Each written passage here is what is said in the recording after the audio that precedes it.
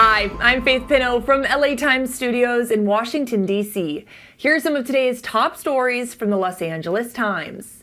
After 42 days, the longest government shutdown in U.S. history may finally be over, but the fight over health care is far from done. According to Michael Wilner and Ana Ceballos, the Senate late Monday approved a deal to reopen the government, sending the measure to the House for a vote later this week.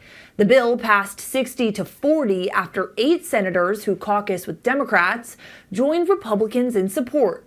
The deal funds the government through January, guarantees back pay for furloughed federal workers, and reinstates those laid off during the shutdown. But it does not include an extension of Obamacare subsidies. They expire at the end of the year, and getting an extension has been a sticking point for Democrats. Senate Majority Leader John Thune called the bill a needed compromise. He promised a separate vote in December to address those subsidies. Take a listen to what he had to say just moments after the vote. Very long road, quite literally the longest shutdown in history. I am very, very happy to be able to say that we are coming to the end. And before we close today, I want to take the time to say thank you to my staff who have worked around the clock tirelessly now for the past 6 weeks. But Democratic leader Chuck Schumer blasted the deal as a Republican bill, saying that it fails to tackle rising health care costs. California Senators Adam Schiff and Alex Padilla voted no, warning millions of Americans could see premiums double if subsidies lapse. In California, some plans could jump nearly 97%. And over in the House, Speaker Mike Johnson said he expects enough votes to pass the deal. But Minority Leader Hakeem Jeffries urged Democrats to, quote, stay in the fight for affordable health care. Here's what he had to say Monday before the vote. Our fight in the House of Representatives will continue to address the Republican health care crisis. We'll continue that fight today, tomorrow, this week, this month, next month, this year, next year. We're going to continue that fight to fix our broken healthcare system and lower the high cost of living for the American people. Meanwhile, President Trump said he supports the bill and is very anxious to reopen the government, calling the measure a, quote, very good deal. If the House approves it, the shutdown could end within days, though the healthcare battle is already gearing up for round 2. And the Department of Justice is investigating security at UC Berkeley after a violent clash between protesters at a Turning Point USA event Monday. According to Jenny Jarvie, the group was hosting its first California stop since the shooting death of its founder, Charlie Kirk, on September 10th. A large number of protesters flooded Berkeley's Sproul Plaza Monday afternoon, chanting and trying to shut down the event. UC officials say 4 people were arrested, 2 by campus police and 2 more off campus after a fight in the street. They say that's the only known violent incident so far, but they're cooperating fully with the DOJ. Assistant Attorney General Harmeet Dillon announced the probe, saying there are, quote, serious concerns about security and Antifa's ability to operate freely in California. Meanwhile, a Turning Point spokesperson says despite the chaos, the auditorium was packed, calling it a show of strength in one of the nation's most liberal cities. And California is bracing for its first major storm of the season, and it's expected to hit hard up and down the state. Rongong Lin reports that the fast-moving atmospheric river storm will roll into Northern California Wednesday, before heading south into Los Angeles and Ventura counties by Thursday. Forecasters call it a significant weather event, bringing heavy rain, strong winds, and the risk of flash flooding, especially near recent burn scars. The National Weather Service says LA could see 1 to 2 inches of rain, with up to 4 inches in the foothills.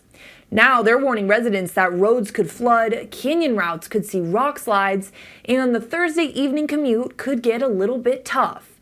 In the Bay Area, they're expecting up to 3 inches of rain and bracing for strong winds that could knock out power. And as for the mountains, the Sierra Nevada could see up to 1.5 feet of snow. Forecasters say the storm could help bring California's fire season to an early end, but it's coming with a price. Dangerous travel, flooding, and a major cool down by the weekend. Flood watches could be issued by midweek as the system moves closer, and officials are urging folks to stay weather aware and plan ahead for Thursday's commute. And a new investigation is raising serious questions about whether the Los Angeles Fire Department could have stopped the deadly Palisades fire, and why key details were kept quiet for months. LA Times reporters found that firefighters were ordered to leave a smaller brush fire, the Lockman Fire, days before it reignited into the massive Palisades fire. That blaze killed 12 people and destroyed thousands of homes. Firefighters on scene say they protested the order. The ground was still smoking and rocks were hot to the touch, but a battalion chief allegedly told them to pack up and leave. The department learned about that decision months ago, but left it out of its official after-action report. Officials kept telling the public that the Lockman fire was completely out before crews left the site on January 2nd. The now former chief, Kristen Crowley, said at a January town hall, quote, "We don't leave a fire that has any hotspots." But a federal grand jury has subpoenaed firefighters' texts and communications about that fire. Meanwhile, interim fire chief Ronnie Villanueva and Mayor Karen Bass have declined interviews, but Bass has ordered an internal review into the fire department's lapse. And as for the families who lost their homes, they say they feel misled, and they're demanding an investigation into why the early warning signs were ignored. And a West Virginia judge just ruled that more than 300 National Guard troops can keep patrolling Washington's streets. According to John Raby, the Monday ruling came after a civic group sued the state, arguing Governor Patrick Morrisey went beyond his authority by sending troops at the request of President Trump. However, Judge Richard Lindsay disagreed, saying federal law allows the president to make that request and the governor to approve it. West Virginia is one of the several states that sent Guard troops to the Capitol after Trump declared a crime emergency in August.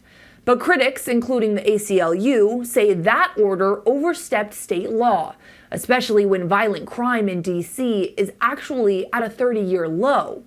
The National Guard's deployment could now stretch into next year, with formal orders already keeping D.C.'s own guard in place through February. And the late Bob Ross once said that there are no mistakes, just happy accidents.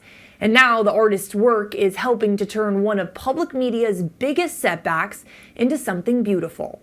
Guest contributor Wendy Schmidt writes that Bob Ross Inc. is auctioning off 30 of his original works to raise money for public radio and television stations nationwide.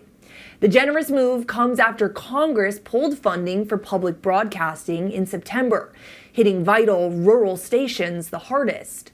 The first 3 paintings go up for bids in Los Angeles this week. The auction is expected to bring in about $1 million, money that will help keep local stations on the air. Public media reaches 95% of Americans and costs less than $2 per household each year. For decades, it delivered trusted news, educational shows, and emergency alerts, the kind of service Bob Ross himself once called a little bit of sunshine.